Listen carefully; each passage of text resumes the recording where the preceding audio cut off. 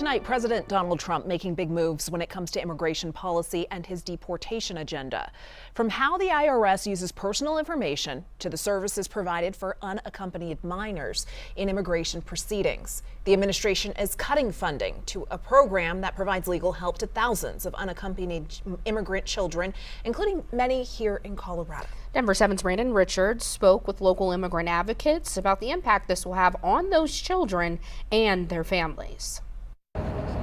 Well, immigrant advocates here in Denver told us the Trump administration's decision to stop funding legal aid for those unaccompanied immigrant children is heartbreaking and cruel. We were absolutely outraged and pretty shocked to find this out. Ashley Harrington, an attorney with the Rocky Mountain Immigration Advocacy Network, says the Trump administration is putting immigrant children at great risk. This puts these children in grave danger. It puts them at extreme risk of being subjected to abuse and trafficking. According to a federal memo obtained by ABC News, the administration is terminating a contract that provides legal aid to 26,000 children who entered the U.S. alone.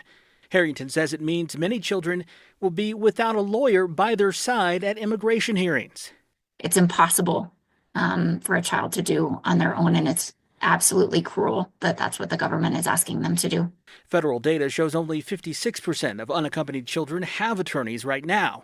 Harrington says children without an attorney are far more likely to be deported and be sent back to potentially dangerous circumstances. But taking away their lawyers puts them at extreme risk of being even more vulnerable to exploitation, trafficking, abuse. We asked the U.S. Department of Health and Human Services, which oversees the program that provides the legal aid funding, why it was terminating that funding.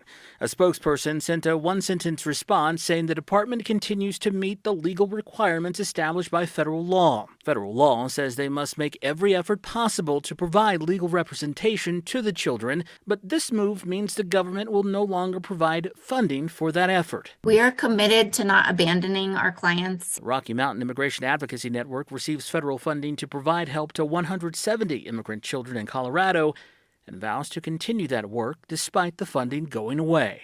And we will do so as long as we possibly can.